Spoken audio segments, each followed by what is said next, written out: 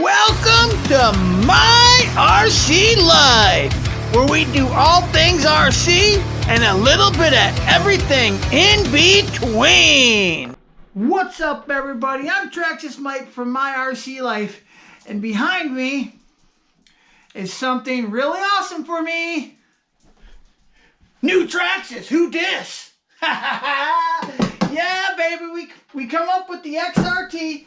I had the chance to go with the black special edition, but I went with the black and red one just because I think it will come out on film better on like maybe a cloudy day. It'll just show up a little bit better on film. So yeah, so let's just go ahead and get into this sucker. Now when I get a new Traxxas, it's always going to be a couple days before I drive it, because I go ahead, I do the WD-40 soak down, obviously, and I pull the diffs apart, make sure they're good and full, front diff, rear diff, pull out the cush drive. I go over the truck with a fine-tooth comb to make sure it didn't go through the assembly line on a Friday at 3 o'clock, if you know what I mean. I also take the tires off and fill the vent holes with hot glue to keep water, dirt, debris from coming inside them and making the tires unbalanced and basically ruining the tires and the tire foams. It's another thing I do. And then they go through a 2 to 3 day WD-40 spray down before I ever run it. And then I take Gorilla Tape and I coat the whole inside of the body with Gorilla Tape, hit it with a heat gun, roll it flat with my roller. If you've watched the channel before, you've seen what I do with my new vehicles, and that's the same thing I'm going to do with this. Now, I know on an X-Max, the spur gear and the pinion gear are made of that Traxxas monkey metal, and they usually strip out very quickly. So I don't know if I should just go ahead and put a new one on right away. I may even have a couple of them sitting around because they're going to be the same spur and pinion that an X-Max will take. Alright, so you reach underneath here, and that's how you pop the body off. Bam! Body is off. Oh yeah, that looks good, that's for sure. And here we have the beast itself. And I just love the dual fans that makes it look like a little V8 motor, you know? I always thought that was cool. Little V8, baby. Kind of neat. But as you can see, this is all very, very similar to the X-Max. I do not have any Traxxas batteries yet, so I'm going to have to make up a set of adapters that switch me over from Traxxas to XT90s, to male XT90s. So I'll have to do that before I can run it. I could just snip these off, but that voids my warranty. So I'll just make converters until my warranty's out. Then I'll just pop the converters off and cut these and just solder a set of XT90 straight on there. This truck, you can actually see the drive shaft, where on the X-Max you could not see the drive shaft. We'll look at the underside. Similar to an X-Max, but definitely a little bit lower. It's definitely wider than an X-Max, that's for sure. Now, it's been quite a different winter here in Michigan so far. It's been cold, but not any snow. Right now, there is no snow. It's green grass everywhere, or brown dead grass, I guess you could call it. But it is cold, and the lakes are freezing. So I got one thing in mind for this XRT. Freaking ice ripper. 96 studs per tire. All 4 of them just studded right up. And I can't think of nothing better than to take this XRT out on the ice and just let her eat. Stay tuned. Alright, so I start by taking apart all the exo cage and the clipless body, and I start putting on the Gorilla Tape. Run a strip down the middle, and then some on the left and right. And on the very left and right sides, I roll the edge of the Gorilla Tape around the edge of the body because it's really thin on the edges, and that seems to really make it hold up that much longer. And then it's just a bunch of work of cutting pieces and fitting them into tight little spots. You know, you cut a 6-inch piece here and a 4-inch piece there, and you just keep on moving. And as you can see, it comes together pretty quickly. Before you know it, you got the whole inner part of the body done. Then it comes time to hitting her with the heat, and that really adheres it to the body. And don't forget to use that roller to get her to lay down flat and nice and tight to that body. And she's looking pretty good, and that body is bash proof. Then you want to take some type of WD-40, penetrating oil, liquid wrench, whatever, and you want to spray down everything that's plastic. I even got the XO cage for the clipless body. You spray all that too. But yeah, you're just gonna soak this down really good and give it some time, and you'll come back, and everything will kind of be almost dry and just a little shiny because the plastic actually absorbs the oils. I warmed this one up prior, the whole car, with the heat gun. Got the pores to open up on all the plastic pieces. I just feel it absorbs it a little bit better.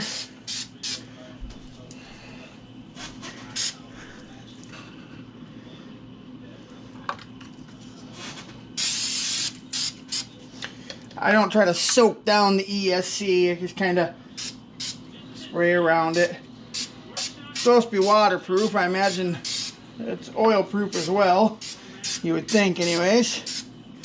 But I just don't want to soak it in penetrating oil is what it comes down to.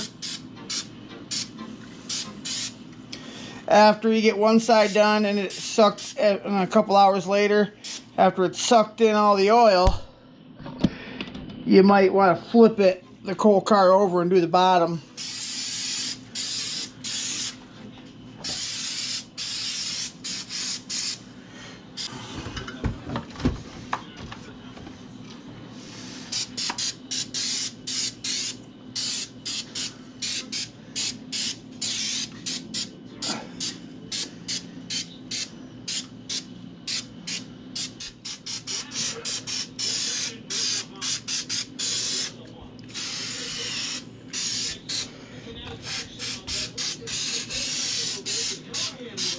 In between coats, I take my old heat gun, warm up the plastic,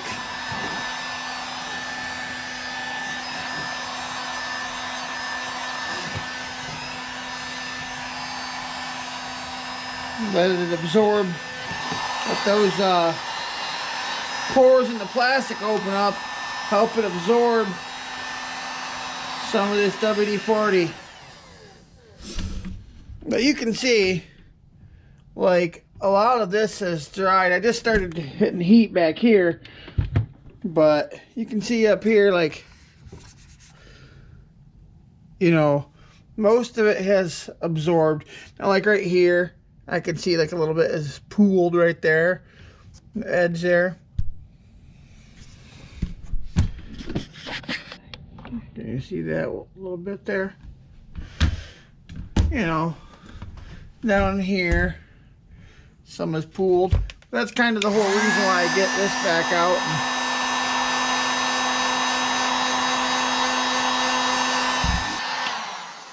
Just like that. Okay, so now we're just putting the XO cage back together. Now that the body is covered in Gorilla Tape and all the plastics are soaked in WD-40, this baby is ready for some bashing. I can't wait to get this bugger out and test it out.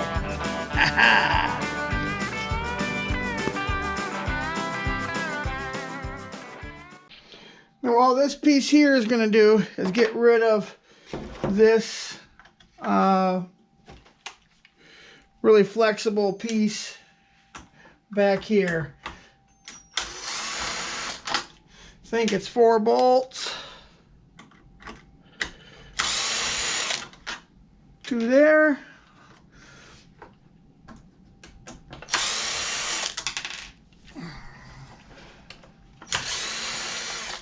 2 there. Keep an eye on the length because longer ones go up here into the chassis, the shorter ones go back here where it mounts to the wing itself. So this is the difference. And obviously keep this in case this one does break for some reason. You can always put this back on for time being.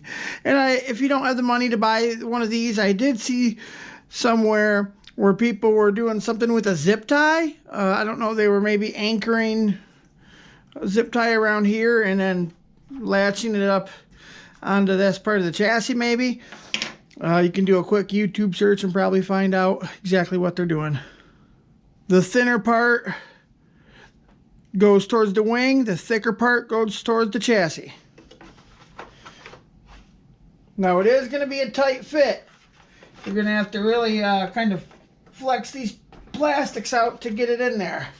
And I can see how this is going to be a lot better than this, because this is kind of hard and you can almost feel like it's going to snap. And this is really flexible. Well, I don't know if you can see that, but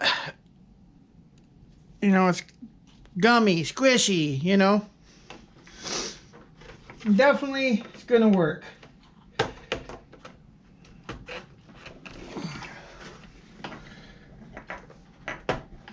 Alright. It'll kind of pop in. It's got like little recessed divots in there, counterbore holes. It'll pop into where those screws go. Long bolts in the front, short in the back.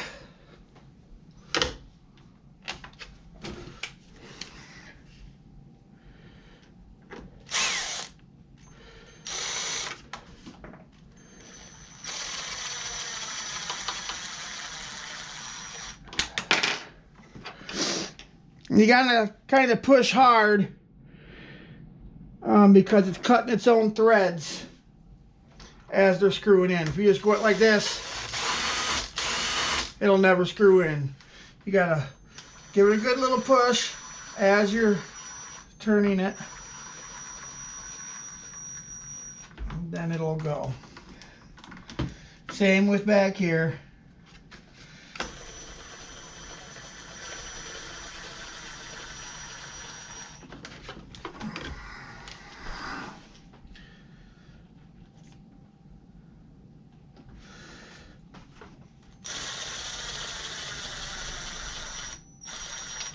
Okay, so we got that put in there, and it gives it a little bit of bling bling there, you know.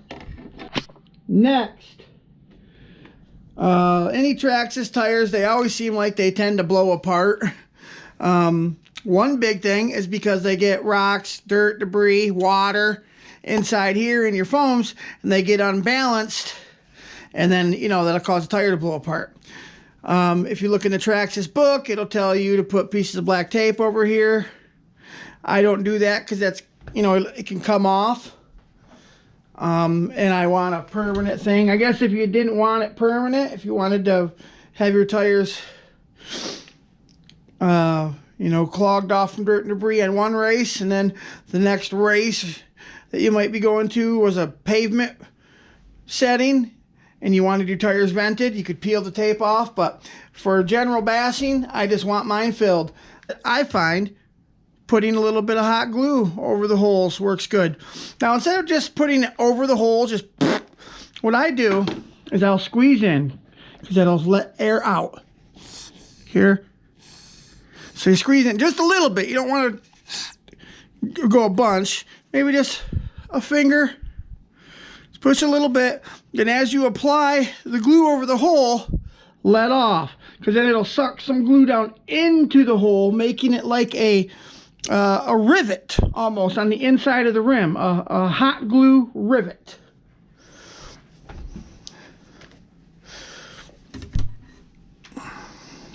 Small squish here.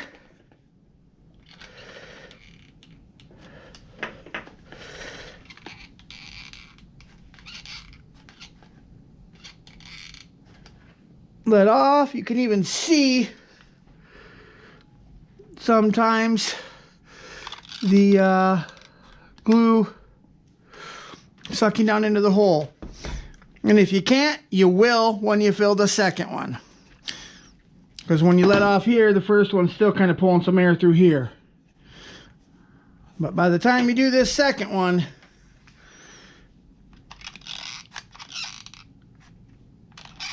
you'll see it pull in. Or I can anyways.